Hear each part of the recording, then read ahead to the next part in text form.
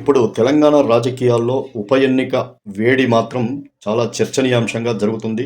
అది ఎన్నికల నోటిఫికేషన్ విడుదల కావటము, నామినేషన్ల పర్వం స్టార్ట్ అవ్వటం కూడా జరిగింది. జూబ్లీ హిల్స్ నియోజకవర్గం ఇది అందరికీ తెలిసిన విషయమే.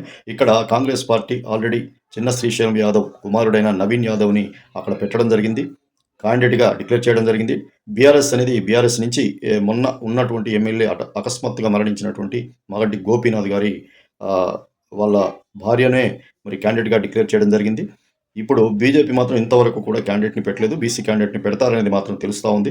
ఇక్కడ తెలుగుదేశం బీజేపీ కోసం డ్రాప్ అయినట్టు కూడా అందరికీ తెలిసిన విషయమే. అయితే ఇప్పుడు ఎలా ఉంటది దీనికి సంబంధించినటువంటి గెలుపు, ఓటములు వీళ్ళ యొక్క పరిస్థితులంటే బీఆర్ఎస్‌కు సంబంధించి మాత్రం అక్కడ సెంటిమెంటు తప్పకుండా సానుభూతి అనేది ఈ మాగంటి గోపీనాథ్ భార్యకు ఉండొచ్చు అని చెప్తున్నారు. ఇంకొకటి ఇక్కడంతా సెటిలర్సు.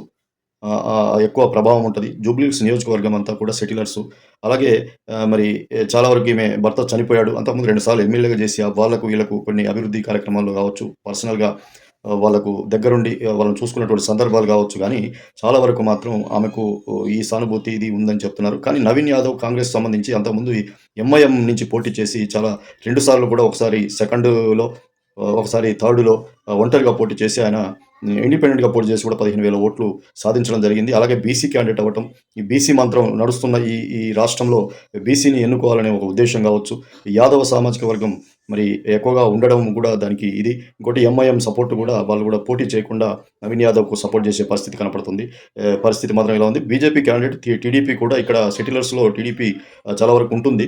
మరి టీడీపీకి కూడా బీజేపీకి సపోర్ట్ చేయడం, బీజేపీ, టీడీపీ ఒక మహాకూటమిలాగా అక్కడ ఉండటం, సినీ వర్గాలు ఉండేటువంటి జూబ్లీ హిల్స్ నియోజకవర్గం అవ్వడం, పవన్ కళ్యాణ్ యొక్క ప్రభావం కూడా ఉండే అవకాశం ఉండడం, మరి చిరంజీవి గారు ఇలాంటి సినిమా వర్గాలకు సంబంధించిన వాళ్ళు కూడా ఇక్కడే ఉండటం, మరి బీజేపీకి కూడా కలిసొచ్చే అంశంగానే అనుకుంటున్నారు. అయితే ఇప్పుడు త్రిముఖ పోటీ మాత్రం ఇక్కడ నెలకొని ఉన్నది. ఇంకొకటి కూడా ఈ విధంగా త్రిముఖ పోటీ మాత్రం నెలకొని ఉన్నదని ప్రజల్లో మరి చాలా వరకు చర్చ జరుగుతుంది. ఎవరు గెలుస్తారో చెప్పలేమని కూడా మరి చెప్తున్నటువంటి పరిస్థితి.